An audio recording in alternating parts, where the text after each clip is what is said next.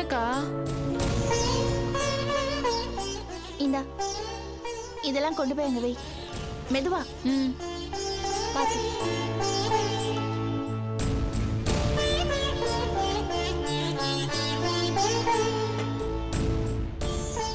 ஆனந்தி எங்க? அசைன்மென்ட்காக ஆபீஸ் போயிருக்கு. அசைன்மெண்டா? இந்த நேரத்துல போற அளவுக்கு அர்ஜென்ட்டா? தெரியல. சரி, அனுவையும் கூப்பிட்டு. ஏன் அவங்களா வரமாட்டாங்களா? ஆர்த்தி, அனு, மனோ சாப்பிட வாங்க. சாப்பிடறதுக்கு வாங்க. வரேன்க்கா. வாங்க உட்காருங்க, சாப்பிடலாம். உட்காரு. அம்மா நீயும் சாப்பிடவாமா?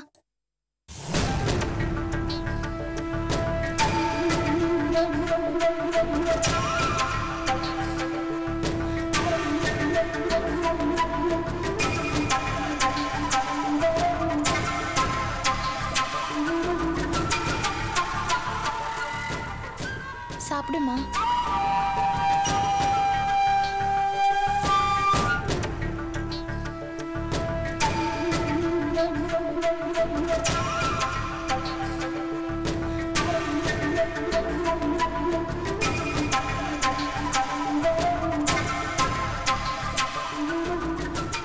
அம்மா சாப்பிடுமா.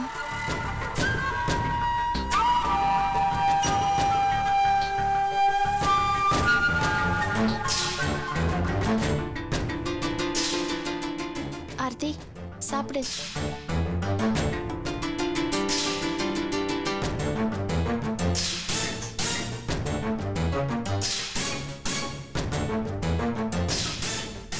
அம்மா இங்க பாரு, உனக்கு பிடிச்ச ரசம் பண்ணிருக்கேன், சாப்பிடுமா.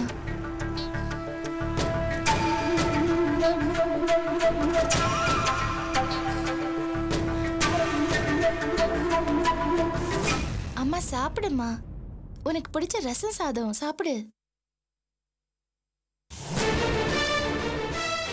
அம்மா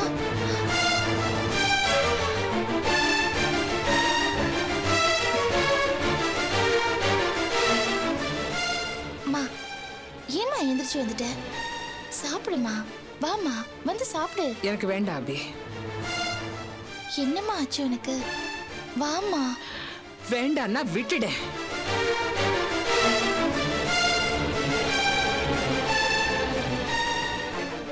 நீ ஏண்டி எந்திரிச்ச? உட்காரு, சாப்பிடு. எனக்கும் வேண்டாம். ஆர்த்தி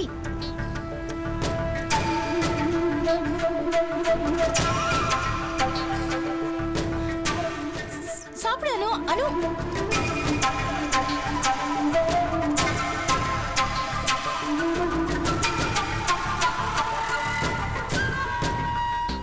அனு, என்னது?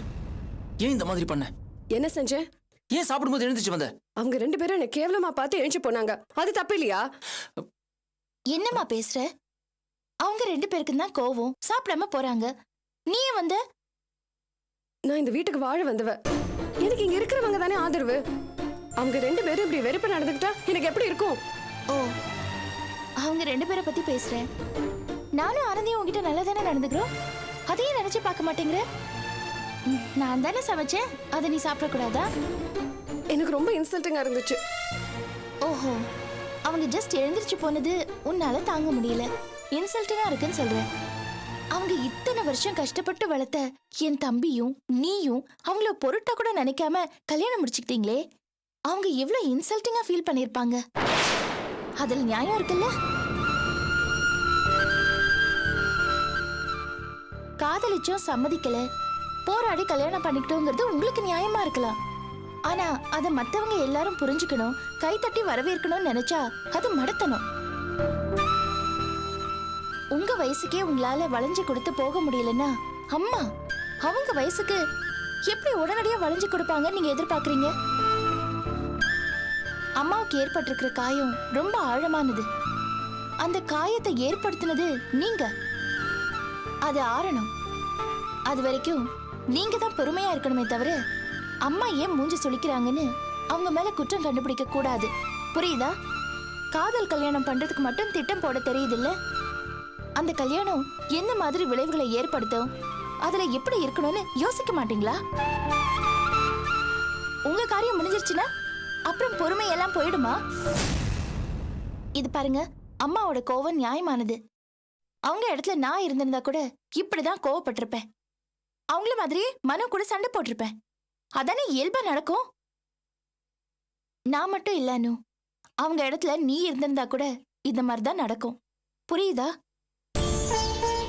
கஷ்டப்பட்டு வளர்த்த புள்ள தான் அவனை பத்தி கண்ட கனவுகளை எல்லாம் நசுக்கிட்டு தான் இஷ்டத்துக்கு ஒரு பொண்ணு, அதுவும் தன்னோட எதிரியா இருக்கிற வீட்டு பொண்ணு கல்யாணம் பண்ணிக்கிட்டா யாருக்கும் வருத்தம் இருக்கத்தான் செய்யும். இது பாருங்க, அந்த வருத்தம் மெல்ல மெல்லமா தான் குறையும். உடனே எல்லாம் குறையும்னு நீ எதிர்பார்க்க கூடாது. அவங்க மனசு இழகுற வரைக்கும் நீ வெயிட் பண்ணி தான் ஆகணும். புரியுதா?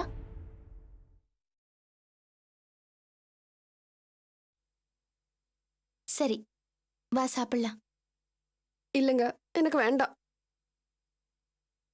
நாங்க சின்ன வயசுல பண கஷ்டத்தினால சில நேரங்கள்ல பட்னியா கடந்திருக்கோம். ஆனா வீட்டுக்கு வந்த பொண்ணு எந்த சூழ்நிலையிலயும் அப்படி இருக்க விட மாட்டோம். வா சாப்பிடலாம். வா அனு, சாப்பிடலாம். வா, கம், வா அனு.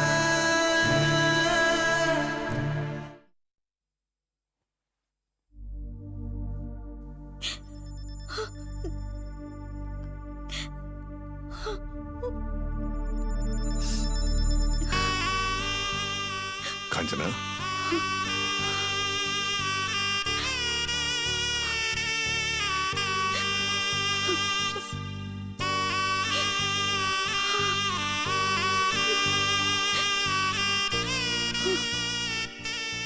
என்னம்மா இன்னும் அழுதுட்டு இருக்கியே?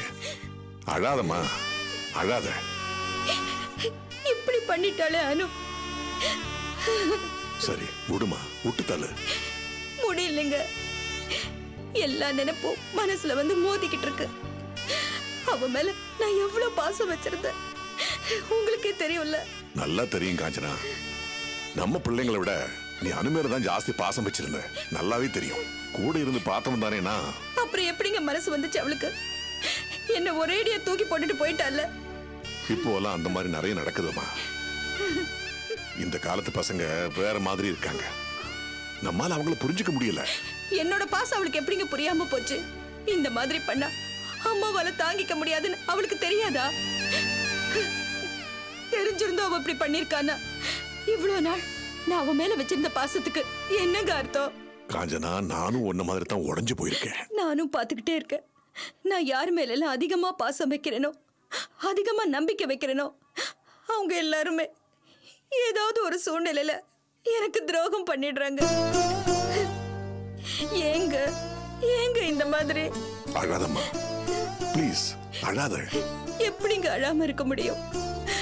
இவ்வளவு பணம் இருந்தோ அந்தஸ்து இருந்தோ ஊரை கூட்டி ஒரு நல்ல காரியத்தை கண்ணுக்கும் மனசுக்கும் நிறைவா பண்ணி சந்தோஷப்பட முடியல. யார் விட்ட சாபமோ புரியல. எங்க இப்படி எல்லாம் நடக்கணும்? சரிம்மா விடுமா, இனிமேலாவது நல்லது நடக்குன்னு நம்புவோம். கிஷோர் குடும்பத்துல இருந்து நாளைக்கு வந்து கேட்டாங்கன்னா என்ன பதில் சொல்றது? காஞ்சனா, அவங்க நல்லவங்க. எடுத்து சொன்னா புரிஞ்சுக்க மாட்டாங்களா? புரிஞ்சுப்பாங்க. நீ கவலைப்படாத. படுமா, படு, கவலைப்படாத.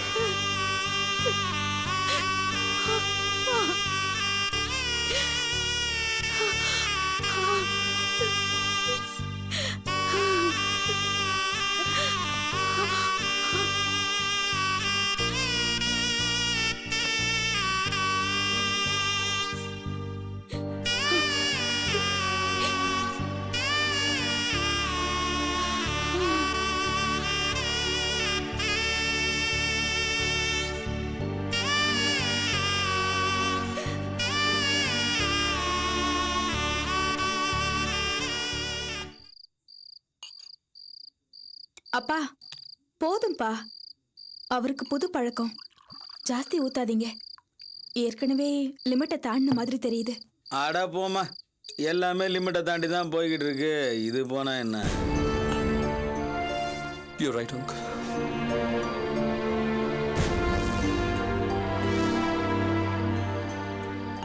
எல்லாமே என்ன மீறி என் கையை மீறி போயிடுச்சு.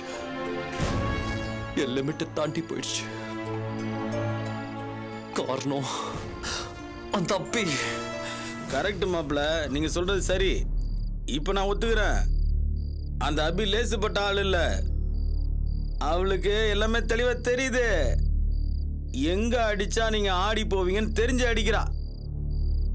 நீங்க வேற குடும்பத்துல பாசம் வச்சிருக்கிறீங்களா, உங்களை அந்த எமோஷன்லயே அவ அடிக்கிறா. அங்கிள், அபிக்க இருக்கட்டும், அவ என்னோட எதிரி. ஆனா இந்த அனு, அவ எப்படி பண்ணிட்டாலே. மாப்பிள்ள, மறுபடியும் அணு அணுன்னு சொல்லாதீங்க. அது ஒரு சின்ன குழந்தை, அப்பாவி. அதுக்கு என்ன தெரியும்? எல்லாம் இந்த அபி பண்ற சூழ்ச்சி. அவ பின்ன வலையெல்லாம் அணு வந்து விழுந்துட்டா. அவ பயங்கரமான ஆளு மாப்பிள்ள. இதுக்கு முன்னால என்ன ஆச்சு? உஷாவை அனுப்பி உங்களை மடக்குனா, அதுல வந்து நீங்க அந்த பொண்ணை விரும்பி அந்த பொண்ணும் உங்களை விரும்பிடுச்சு. அதை வச்சு அவளால பிசினஸ்ல ஒன்றும் பண்ண முடியல. இதையும் அந்த மாதிரி தான் சொல்றீங்களா? ஆமா, அவ திட்டம் போட்டு தான் காய் நகர்த்திருக்கா. பிளான் பண்ணி தான் அவ தம்பியை உங்க வீட்டுல டிரைவரா சேர்த்து விட்டுருக்கா. அவன் சின்ன பொண்ணு மனசை கரெக்டா கெடுத்து காரியத்தை சாதிச்சிட்டான். அங்கிள், அப்பி எனக்கு நிறைய டார்ச்சர் கொடுக்குறான். அவளை அண்ணுவோட கல்யாணம் ஏன் அம்மாவோட கனவு. அதுல போய் அந்த அப்பி விளையாடிட்டான். மாப்பிள்ள, உங்க மனவேதனை எனக்கு புரியுது. மனவர வரைக்கும் வந்த கல்யாணம் நின்னுட்டா அது எப்பேற்பட்ட அவமானம்னு எனக்கும் தெரியும். நீங்க இன்னைக்கு அனுபவிக்கிறத ஏற்கனவே நானும் அனுபவிச்சிருக்கேன். நம்ம 2 பேரும் இப்படிப்பட்ட நிலைமைக்கு தள்ள வந்த அபி, அவ அழியணும். ஆதி, அவ அடியோட அழியணும். அந்த ரஞ்சினி கேஸ்ல அபி, தொல்காப்பிய 2 பேரும் ஜாமீன்ல தான் வெளியே இருக்காங்க. அதுக்கு நான் எப்படி ஆப்பு வைக்க போறேன் பாருங்க. இனி அந்த அபியும் அந்த பயலும் வெளியவே வர முடியாதபடி பண்ண போறேன். அவ உள்ள போகணும். அவ குடும்பமே ஊர் சிரிச்சு தெருவில் நிக்கணும். ஆதி குடும்பத்துல பிரச்சனை பண்ணா என்ன ஆகும்னு ஊருக்கும் அந்த அபிக்கும் தெரியணும். அங்கிள், அந்த அப்பிய இனிமே நான் டீல் பண்ற விதமே வேற மாதிரி இருக்கும். பார்த்துக்கிட்டே இருக்க.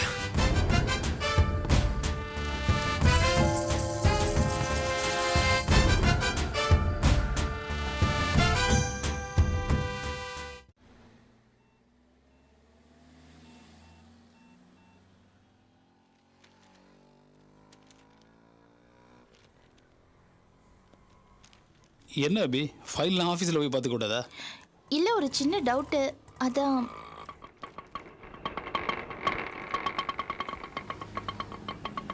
கொஞ்சம் வெயிட் பண்ணுங்க. உஷா,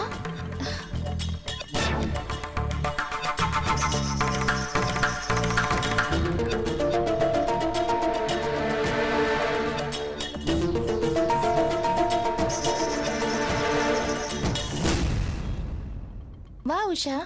சாரி, நான் ஒன்ன பார்க்கவோ உன்கிட்ட பேசவோ இங்க வரல.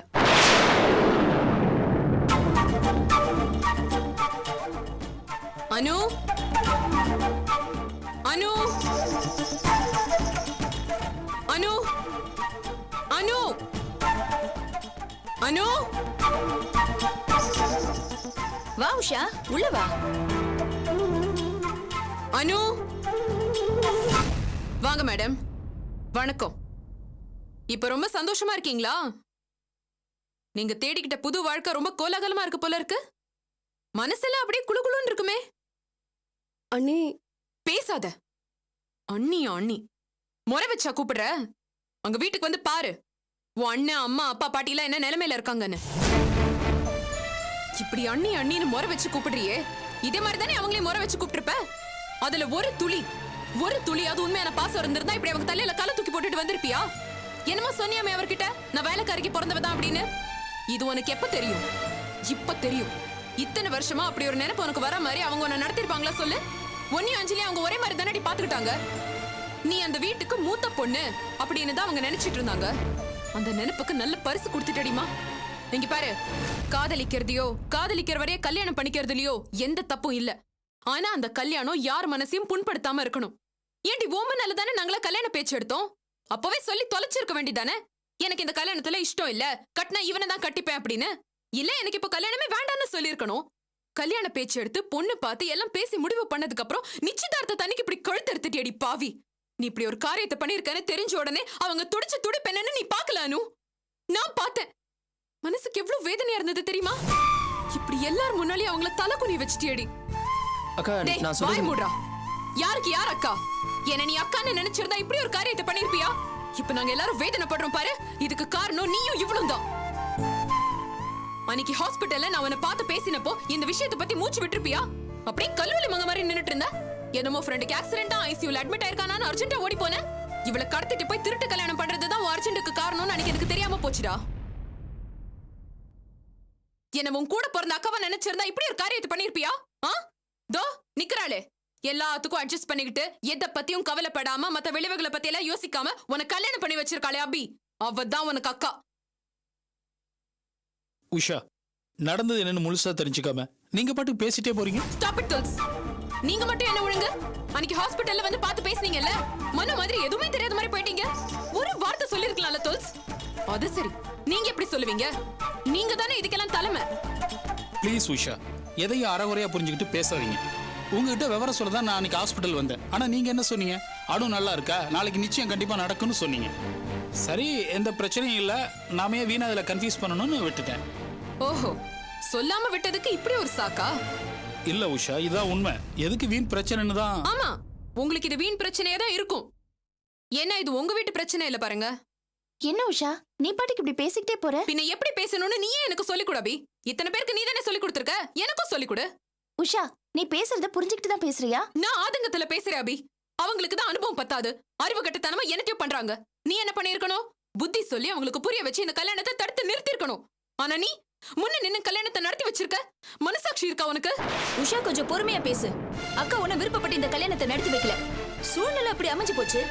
அக்கா இந்த கல்யாணத்தை நடத்தலனாலும் இவங்க 2 பேரும் கல்யாணம் பண்ணிருப்பாங்க, இல்லனா செத்தே போயிருப்பாங்க. சரி, அபி இல்லனா அவங்க கல்யாணத்தை பண்ணிருப்பாங்க, அது வேற விஷயம். ஆனா அபி அங்க இருந்தால ஒரு நிமிஷம் எங்க எல்லாரும் பத்தி யோசிச்சு பாத்திருந்தா இந்த கல்யாணத்தை தடுத்து நிறுத்தி இருக்கலாம். அவன் நிறுத்தலையே. உஷா, நான் சொல்றேன்னு கோச்சிக்காதீங்க. இவ்வளவு கோவப்பட்டு பேசுறீங்களே. அன்னைக்கு ஆதி நீங்கள் லவ் பண்ணி பிரச்சனை வந்தப்போ அபி தலையிட்டு உங்க மேரேஜ் நடத்தி வச்சாங்களே, அப்பயே எதுவுமே பேசல. நல்லா கேட்டீங்க துல்ஸ். அப்ப நான் எதுவுமே பேசல, உண்மைதான். ஏன்னா அபி ஒன்னும் யாருக்கும் தெரியாம திருட்டுத்தனமா என் கல்யாணத்தை நடத்தல. ஆதி கிட்ட போய் பேசினா, கெஞ்சி பார்த்தா, அந்த மினிஸ்டர் கிட்ட கெஞ்சி பார்த்தா, அவ்வளவு தூரம் பிரச்சனை நடந்ததுக்கு அப்புறம் தான் என் கல்யாணம் நடந்தது. அப்போ அபி கிட்ட ஒரு நியாயம் இருந்தது. நான் கூட கேட்டேன், ஏன் அபி என் கல்யாணத்தை நடத்தி வைக்க நீ இவ்வளவு தூரம் கஷ்டப்படுறேன்னு. அப்போ அபி என்ன சொன்னா தெரியுமா? சட்டப்படி நடவடிக்கை எடுத்தா 5 நிமிஷத்துக்குள்ள இந்த ஆதியை உன் கழுத்துல என்னால தாலி கட்ட வைக்க முடியும். ஆனா அப்படி உன் கல்யாணம் நடந்ததுன்னா அந்த வீட்ல நீ சந்தோஷமா இருக்க மாட்ட. அவங்க சம்மதத்தோட அவங்க ஆசீர்வாதத்தோட உன் கல்யாணம் நடந்ததுனா தான் உன்னால நிம்மதியா வாழ முடியும்னு சொன்னான். ஆனா அதே அபி இன்னைக்கு தான் தம்பியோட சந்தோஷத்துக்காக எல்லாரோட மனசையும் புண்படுத்தி ஒரு திருட்டு கல்யாணத்தை நடத்தி வச்சிருக்கான். உளறாத உஷா. அபி ஸ்டாப் இட். நீ பேசாத. ஆதிக்கும் உனக்கும் பிசினஸ்ல 1008 போட்டி போறாம இருக்கலாம், அதுல எல்லாம் நான் தலையிட போறது இல்ல. ஆனா குடும்ப விஷயத்துல மூக்க நுழைச்சு 4 பேருக்கு முன்னால அவரை தலைக்குனிய வச்ச பாரு, உன்னால மன்னிக்கவே முடியாது. அனு, ரொம்ப நன்றிமா. இத்தனை வருஷமா ஆதியும் அத்தையும் உனக்கு பார்த்து பார்த்து செஞ்சதுக்கு வட்டி முதலமா எல்லாத்தையும் திருப்பி கொடுத்துட்ட. ரொம்ப சந்தோஷம். எனக்கு துரோகம் செஞ்ச அத்தனை நண்பர்களுக்கும் கோடி நன்றி.